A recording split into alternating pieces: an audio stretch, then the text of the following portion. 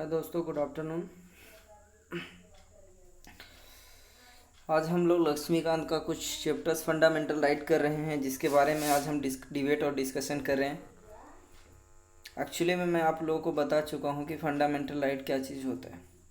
Fundamental right मतलब आपको protection से, आपको संरक्षण है, मतलब आपको कोई कुछ भी नहीं कर सकता। अगर आप कानून का उल्लंघन करते हैं तभी आपको कोई सज़ा दे सकता है, मनमाना तो चलेगा भी नहीं। पहले बात, फंडामेंटल राइट का मतलब ही होता है कि ये आदमी सुरक्षित है। किससे? सरकार से, व्यक्ति से, किसी जज से, किसी पुलिस से। अगर वो कानून का उल्लंघन नहीं करता है तो उसको सज़ा बिल्कुल भी तनिक भी नहीं होगी।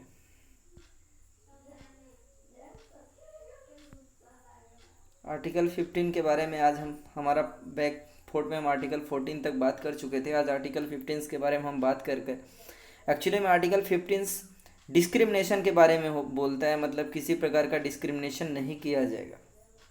किसको डिस्क्रिमिनेशन की बात कर रहा है? क्या वो विदेशी आदमी से डिस्क्रिमिनेशन किया जा सकता है? ये आपको समझना बहुत ज़रूरी है, क्योंकि आर्टिकल 15 केवल नागरिकों को है। पहली बात, मतलब अगर विदेशी आदमी आर्टिकल 15 का अगर उनका वॉयलेशन होता है, अगर उल्लंघन होता है, तो वो रिट के लिए सुप्रीम कोर्ट या हाई कोर्ट बिल्कुल भी नहीं जा सकते। पहली बात, क्योंकि केवल नागरिकों के लिए है ये आर्टिकल्स, केवल नागरिकों के लिए, मतलब किसी भी आधार पर नागरिकों के साथ कोई यूपीएससी। एक्चुअली में आपको आर्टिकल 15 में क्या लिखा है? लिखा है धर्म के आधार पे। कोई भी धर्म हो सकता है, वो कोई भी आपका वंश हो सकता है, आपकी कोई भी जाति हो सकती है, आपका कोई भी लिंग हो सकता है, चाहे वो आप मैन हो या फीमेल हो, या आपका जन्म स्थान हो। लेकिन आर्टिकल 15 को ये बात लिखा है ना, जाति, धर्म, लिंग, जन्म, वंश आदि के आधार पर। यह एक्चुअली में यूपीएससी एक बार क्वेश्चन पूछ चुका है। बाकी आधार पर डिस्क्रिमिनेशन किया जा सकता है, केवल यह 5 चीज़ें नहीं, 5 चीज़ों के आधार पर नहीं। लेकिन आप आर्टिकल 16 को पढ़िए, आपको आर्टिकल 15 और आर्टिकल 16 में एक सिमिलरिटी आपको देखने को मिलेगी। केवल धर्म, वंश, जाति, लिंग, जन्म का स्थान, यहाँ पे निवास दिया है। तो आर्टिकल 15 और आर्टिकल 16 अपने आप में समान नहीं है। ये बात सच है, क्योंकि यहाँ निवास का स्थान दिया है, निवास का स्थान दिया है। जबकि आर्टिकल 15 में जाति, धर्म, लिंग, जन्म, वंश, स्थान दिया है। निवास स्थान मतलब आप कहाँ रहते हैं, ये फर्क पड़ता है, ये फर्क पड़ता है। यहाँ पे निवास के स्थान पर भी डिस्क्रिमिनेशन नहीं किया जाएगा, ये बड़ी बात है। तो आर्टिकल 15 और आर्टिकल 16 में थोड़ा डिफरेंस है, निवास का स्थान का डिफरेंस है। लेकिन आर्टिकल 15 भी नागरिकों के लिए है, आर्टिकल 16 भी नागरिकों के लिए ही है। मतलब आर्टिकल 15 आपका अगर वॉयलेशन होता है नागरिकों का, तो सुप्रीम कोर्ट जा सकते हैं, हाई कोर्ट भी जा सकते हैं। उनके पास ऑप्शन है, हाई कोर्ट जाएं, अगर सुप्रीम कोर्ट जाए। अगर आपको कोई जाति आधार पर कोई आपको डिस्क्रिमिनेशन कर रहा है, कुछ भी भेदभाव कर रहे हैं यार, इवन स्टेट कर रहा है, मतलब राज्य सरकार, केंद्र सरकार या कोई आयोग कर रहा है, या फिर कोई व्यक्ति कर रहा है, उसके खिलाफ भी ये प्रावधान है। अब आपको आर्टिकल 15 अगर 16 अगर यूपीएससी पूछे कि आर्टिकल 15 और 16 में क्या कुछ समानता आपको दिखती है, तो बिल्कुल भी आर्टिकल 15 और 16 एक समान नहीं है। यूपीएससी ऐसा क्वेश्चन एक बार पूछ चुका है। तो आप जाति, धर्म आपको बहुत ध्यान से पढ़ना पड़ेगा। मतलब आप भी नहीं कर सकते यार, आप अपने घर में अपने परिवार से नहीं कर सकते, अपने घर में अपने महिला से नहीं कर सकते। विभेद नहीं करेगा। केवल 2 कठोर शब्द है, विभेद। विभेद का मतलब होता है केवल आइए देखते हैं। विभेद मतलब किसी के विरुद्ध, विपरीत मामला यानी के प्रति पक्ष में न रहना। विभेद का मतलब होता है कि किसी के खिलाफ भी विभेद नहीं किया जाएगा। मतलब कोई अगर अगेंस्ट आपका कुछ अगर वॉयलेशन होता है, कुछ भी कोई गलत काम करता है, तो इस आधार पर तो विभेद नहीं किया जाएगा। जाति, धर्म मतलब इस आधार पर अगर एक आदमी कोई गलत जाति के आधार पर अगर कुछ गलत कर देता है, और बी पर्सन्स भी जाति के आधार पर गलत कर देता है, ये चाहे कोई भी जाति का हो, ये चाहे कोई भी जाति का, अगर दोनों हाई कोर्ट जाएंगे तो दोनों का अगर जो आदमी इसका इनके अधिकारों का उल्लंघन किया होगा, उनके खिलाफ भाई रिट जारी किया जाएगा 200%। आपको पक्का याद रखनी पड़ेगी दोस्तों। बाकी केवल शब्द है, मतलब जाति, धर्म, बाकी के आधार पे तो किया जा सकता है। और ये स्टेट मतलब राज्य सरकार, केंद्र सरकार और व्यक्तियों के खिलाफ भी, मतलब हम और आप भी किसी के अधिकार का उल्लंघन नहीं कर सकते जाति, धर्म, लिंग, जन, वंश आधार पर। जिस प्रकार से आज घरों में महिलाओं को खाना बनाने के लिए बोला जाता है, आप जबरदस्ती नहीं कर सकते भाई, पहली बात। तो आर्टिकल 15 में पहला तो केवल लिखा था वो चीज़, उस पर थोड़ा दिक्कत है। और दूसरा कि कोई नागरिक केवल इस आधार पर दुकान हो गया, सार्वजनिक स्थान हो गया, मंदिर हो गया, मान लीजिए कोई मंदिर है या कोई स्कूल है या कोई कॉलेज है, उसमें तो नहीं हो सकता है। लेकिन दूसरा, आपका अगर पर्सनल है तो हो जाएगा। आपका पर्सनल है, मान लीजिए आपका खुद का बनाया हुआ मंदिर है और उसमें आप पूजा करते हैं, इस घर में आपका मंदिर है, आपने बनवाया हुआ है, तो भाई आप उल्लंघन कीजिए, नो डाउट, कोई दिक्कत नहीं है। आप कह देंगे कि भाई ये पर्सन्स को मैं इसलिए नहीं जाने देता हूँ कि इसको एड्स हो गया है और मेरे को रिस्क लगता है, मेरे परिवार का कुछ होता है, तो भाई आप मना कर सकते हैं, आपका अपना होगा। लेकिन अगर राज्य सरकार, केंद्र सरकार का कुछ सामान है तो उसमें आप कुछ भी नहीं कर सकते। या राज्य सरकार से आपने परमिशन ली है, बनवाया है, या राज्य सरकार कहीं ना कहीं कुछ पैसा दे रहा है, कुछ भी काम कर रहा है। आर्टिकल्स 15 जैसा है, आर्टिकल 325 चुनाव वाला जो है वो है, तो कुछ आपको सिमिलरिटी देखना पड़ेगा कि आर्टिकल 15 जैसा है, आर्टिकल 325 जैसा है, लेकिन आर्टिकल 16 को आप देख सकते हैं, थोड़ा अलग है, वहाँ पे निवास है। तो आर्टिकल 15 राज्य सरकार के भी खिलाफ है, नागरिकों के खिलाफ है, मतलब अगर राज्य सरकार की कोई संपत्ति है तो नागरिक नहीं कर सकते। लेकिन दोनों के विरोध विभेद का प्रोविएट करता है। पहले वाला तो देखो, आप अगर मान लो दुकान, मंदिर, ऐसा कोई चीज़ है जहाँ पर आप जाने से कोई मना नहीं कर सकता यार। मतलब मान लीजिए कोई दुकान है जहाँ पे सब सामान मिलता है और वो बोले कि हिंदू का दुकान है, लेकिन 20% मुस्लिम है और वो बोलता है मैं जाता हूँ मुझे सामान नहीं मिलता, तो भाई डिस्क्रिमिनेशन नहीं कर सकता, पहली बात। ये तो आपको, क्योंकि यार आपको जीवन की बातें हो गई हैं, ठीक है। आपका पर्सनल मंदिर होगा तो सोचा जाएगा, ठीक है।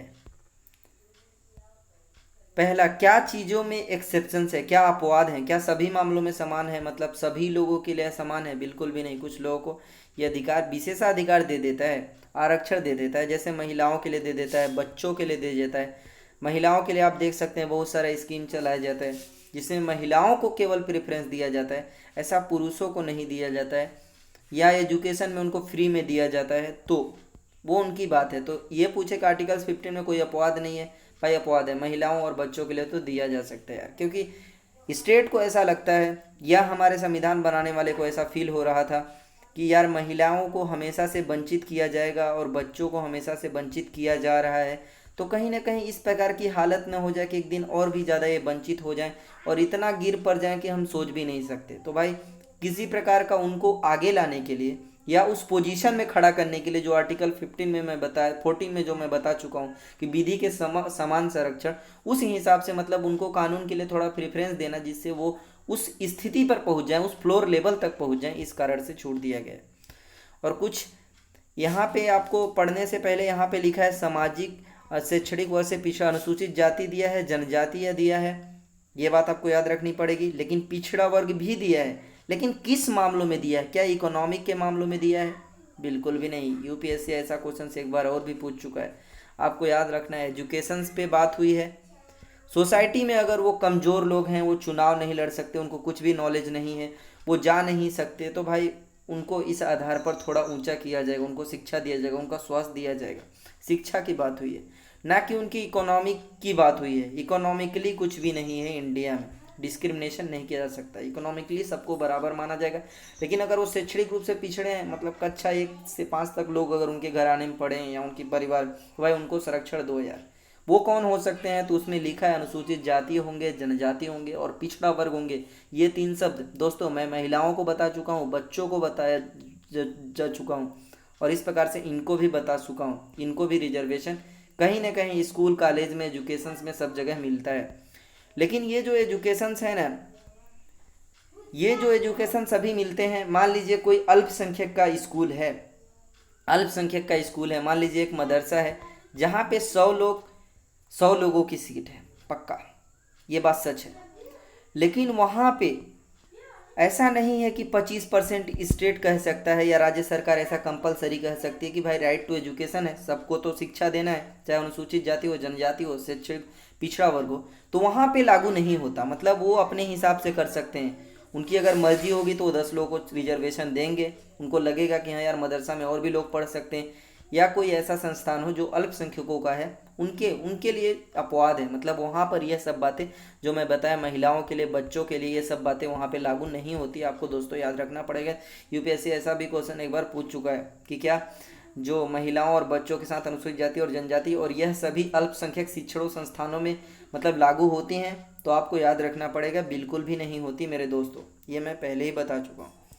पिछड़ा वर्ग का जो प्रावधान था वह 27%। आपको पता है टोटल 50% रिजर्वेशन है इंडिया में। अभी 10% इकोनॉमिक वीकर सेक्शंस को हो चुका है, तो पूरा मिला के 60% रिजर्वेशन है इंडिया में।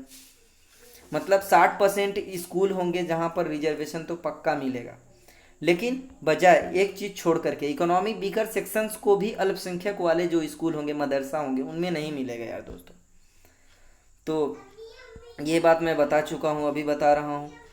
जो सुप्रीम कोर्ट एक बार पता है क्या बोला कि भाई उन लोगों को आरक्षण मत दो जो इकोनॉमिकली थोड़ा इम्प्रूव हो गए हैं, मतलब या फिर थोड़ा इम्प्रूव हो गए, उनके पास कुछ इकोनॉमिक बेस रखो, मतलब एक जरिया रखो जिसके आधार पर हम कह सकें कि भाई इतना अगर तुम्हारी इनकी इनकम है, इतना तुम्हारा सरकारी नौकरी है, तो भाई तुम नहीं आ सकते, तुम नहीं ये रिजर्वेशन का लाभ ले सकते, तुम सरकारी स्कूल में तुमको 10% रिजर्वेशन नहीं मिलेगा या छूट नहीं मिलेगा।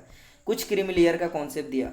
अगर आप क्रीमी लेयर में आते हैं तो बिल्कुल आपको नहीं मिलेगा रिजर्वेशन, लेकिन आप क्रीमी लेयर में नहीं आते हैं, मतलब आप उससे कम आपकी इनकम है। मान लीजिए क्रीमी लेयर में सेट है अभी 8 लाख इनकम, और आपकी पता है ये 8 लाख क्यों है, मुझे भी समझ में नहीं आता यार। 8 लोग तो नॉर्मल पर्सन की आय होती है, ये आप सुधार के लिए लिख सकते हैं।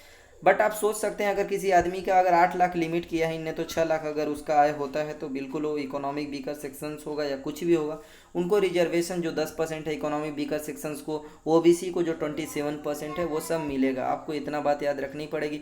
और ये लाइनें आप पढ़ सकते हैं। ऐसे लोगों को रिजर्वेशन की यहाँ पे बात हुई है जो मतलब कि काफ़ी पढ़े लिखे हैं, उनकी आय अच्छी हो सकती है और स्टेट को लगता है हाँ यार इन लोगों को अब रिजर्वेशन की ज़रूरत नहीं है, तो फिर ऐसा कुछ बात दिया गया है और बाद में सुधार करके ये कुछ कर दिया गया है।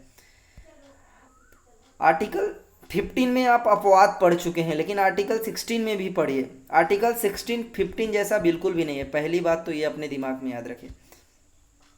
लेकिन अभी जो आर्टिकल 15 के अंदर आप ये जो बात कुछ चीज़ें पढ़ रहे थे, वहाँ पे जो इकोनॉमिक वीकर सेक्शंस और वहाँ पे जो अल्पसंख्यकों का डेफिनेशन है, कुछ जगह पे 335 में अल्पसंख्यकों का डेफिनेशन है।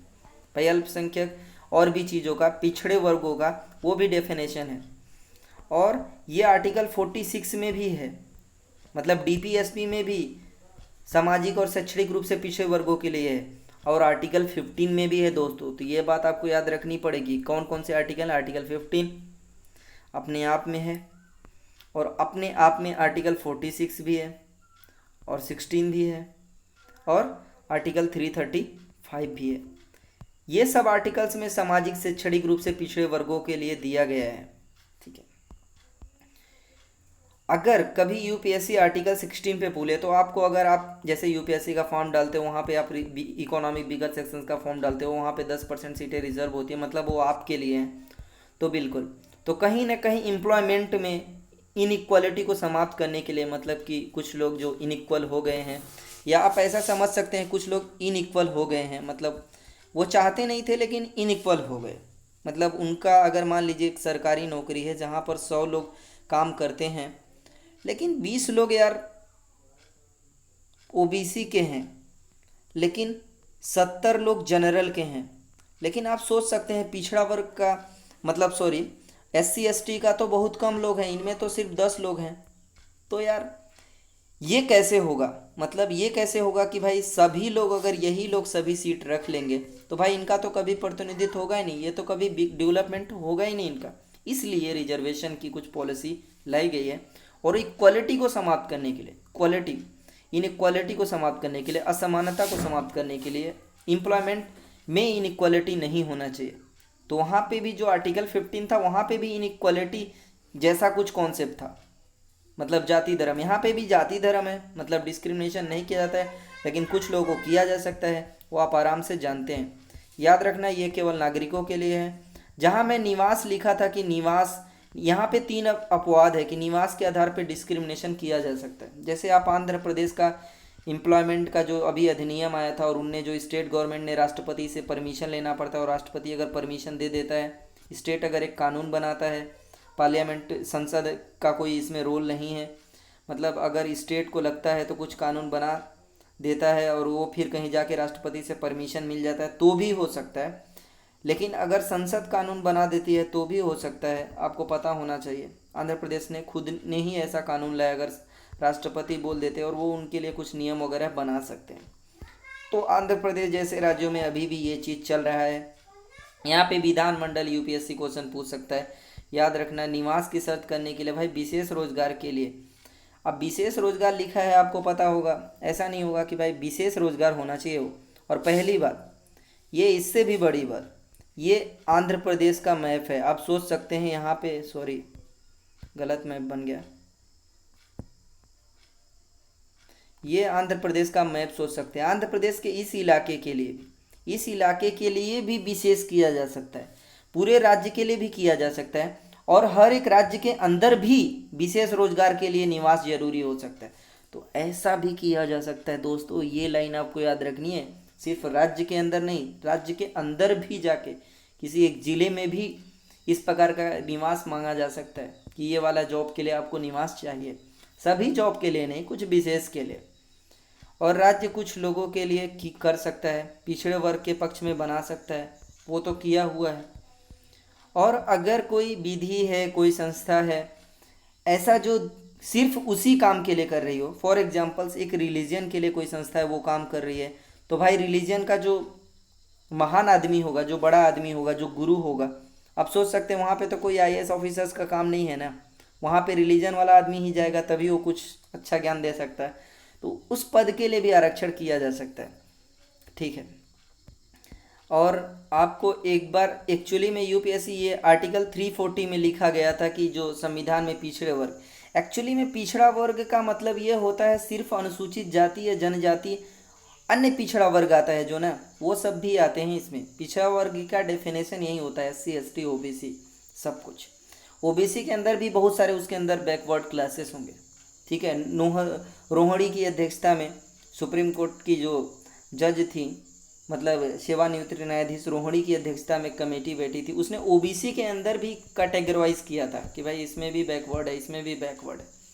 तो एक मंडल कमीशन था, वहाँ पे बीपी मंडल ऐसे बैठे थे और उनने कुछ बताया कि भाई इतनी सारी जातियाँ हैं जो पिछड़ी हुई हैं सामाजिक और शैक्षणिक आधार पर, या उनका जॉब में इतना ज़्यादा एम्प्लॉयमेंट नहीं है तो उनको रिजर्वेशन देना चाहिए।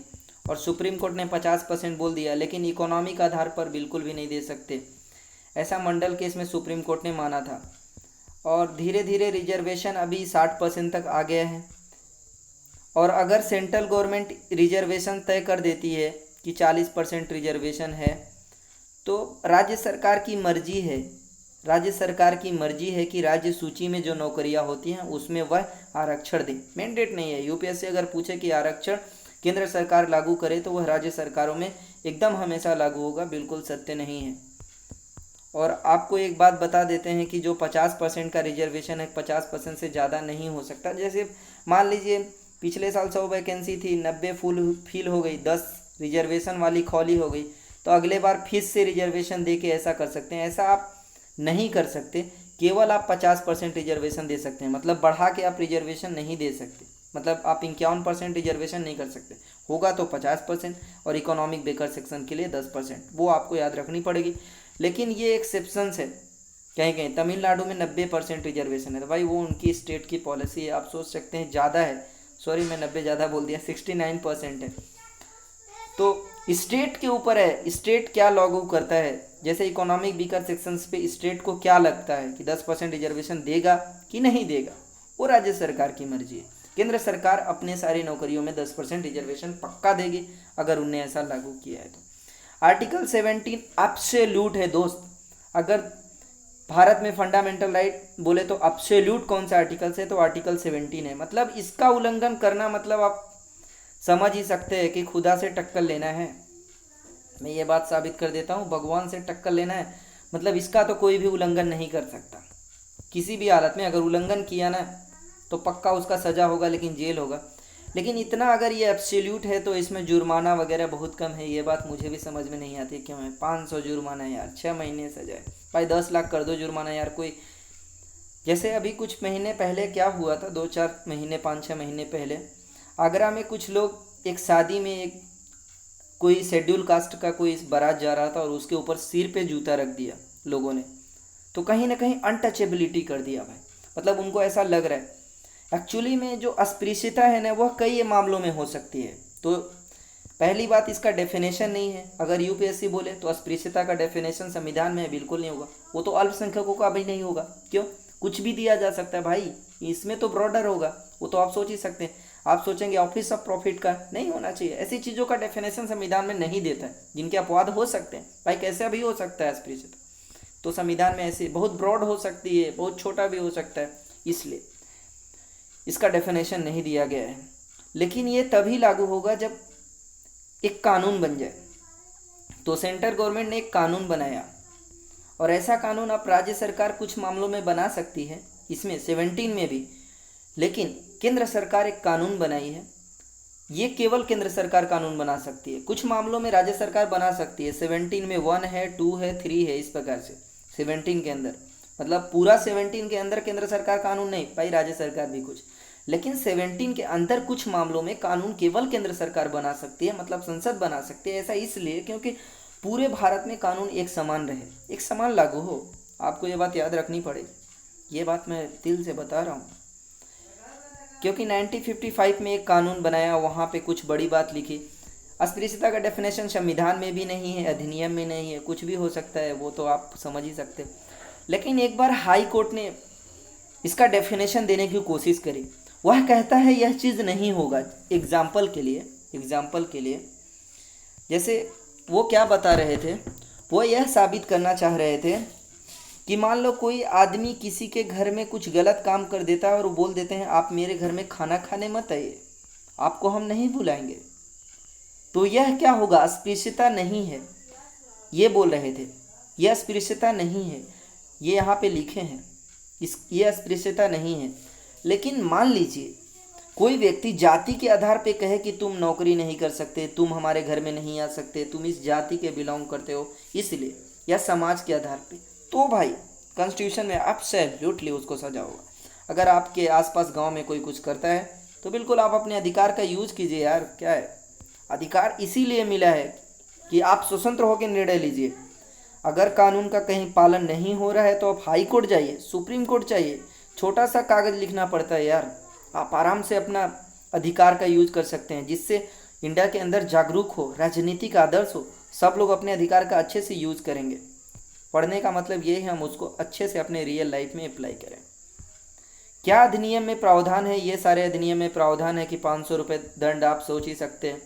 और बाकी डेफिनेशन है कि किसी दुकान होटल में आप सोच ही सकते हैं कि भाई नहीं जाने देंगे तो क्या होगा भाई, वो भी एक प्रकार का, या अप्रत्यक्ष रूप से आपको, ऐसा नहीं है कि आप अस्पृश्यता को सिर्फ बाहर दिखावा करते हैं, नहीं, आप अंदर भी रखते हैं तो भी दिक्कत है इनको। भाई पता कैसे चलेगा ये मुझे समझ में नहीं आता, ठीक है। अब ये बताए नहीं है इसका डेफिनेशन, इसलिए मुझे समझ में नहीं आता। लेकिन अगर आप अंदर से भी अस्पृश्यता को मानते हैं तो भी दिक्कत है।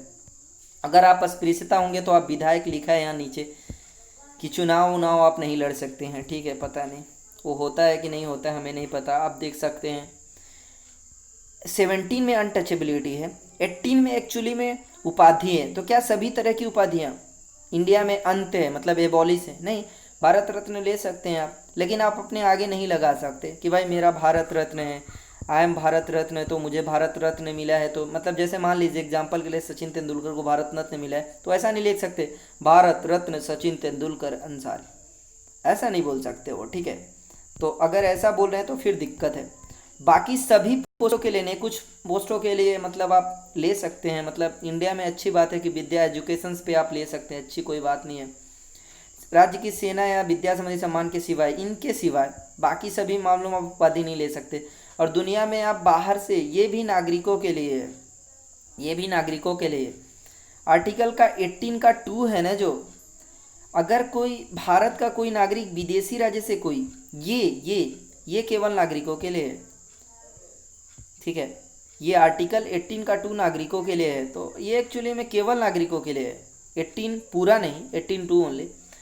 मैं ये बताना चाह रहा हूँ यार, आप अगर कहीं विदेश से, मान लीजिए मोदी जैसे बाहर में घूमते रहते हैं, श्रीलंका, चाइना, इधर जाते रहते हैं और उधर उनको कुछ भी चीज़ें मिल गई ना, वो इंडिया के अंदर लेंगे, लेकिन कुछ परमिशन लेंगे। किसका परमिशन लेंगे? वो हमारे प्रेसिडेंट, हमारे राष्ट्रपति कहेंगे भाई साहब आप ठीक ठाक लिए हैं, कोई दिक्कत नहीं है, तो आप ले सकते हैं पद, लेकिन आप अपने नाम के आगे नहीं लगा सकते, पहली बात।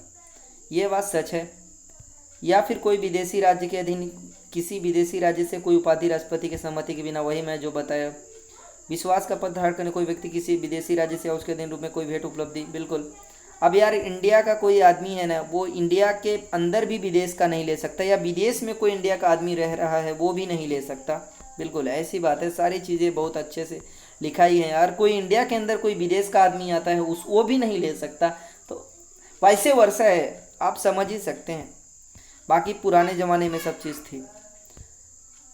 मोरारजी देसाई तो भारत रत्न भी नहीं दिए, पता नहीं उनको ऐसा ही लग गया होगा, हम समझ नहीं सकते हैं। ठीक है, ओके। आज मैं कौन कौन सा आर्टिकल बताया? मैं 15 बताया भाई, डिस्क्रिमिनेशन। 16 में बताया इक्वालिटी ऑफ अपॉर्चुनिटी। 17 में बताया अनटचेबिलिटी।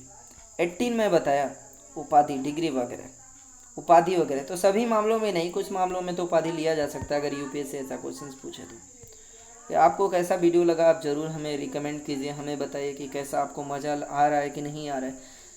अगर आप जान रहे हैं ना भाई रियल लाइफ में कि कैसा क्वेश्चन यूपीएससी पूछता है, तो भाई आप यूपीएससी पक्का क्लियर करोगे, इसमें कोई डाउट नहीं है। आपको समझने की ज़रूरत है कि कहाँ कहाँ क्वेश्चन यूपीएससी भेज सकता है। जैसे मैं बताया आर्टिकल 18 में क्या सभी के लिए उपाधि देना मना किया गया है। अब ये पढ़ते समय आपको ध्यान में देना पड़ेगा कि हाँ यार नहीं, कुछ लोगों के लिए भाई नहीं, मतलब ले सकते हैं, वो कुछ लोग भी ले सकते हैं, सभी को लिए नहीं है। जैसे राज्य सेना में कोई आर्मी होगा, कोई जनरल होगा, कोई ऐसा ले सकता है वो, ठीक है। विद्या एजुकेशन में कोई ले सकता है, तो सभी चीज़ों में मना नहीं है। तो ये बात आपको ध्यान रखनी पड़ेगी। ओके, आप कैसा लगा हमें ज़रूर बताएं। आप हमारे चैनल को जरूर सब्सक्राइब कीजिए अगर आपको अच्छा लगता है तो। हम इसी तरह से आगे वीडियो बनाते रहेंगे और आपको एकदम रियल लाइफ से एग्जांपल देते हुए पढ़ाते रहें। Thank you so much.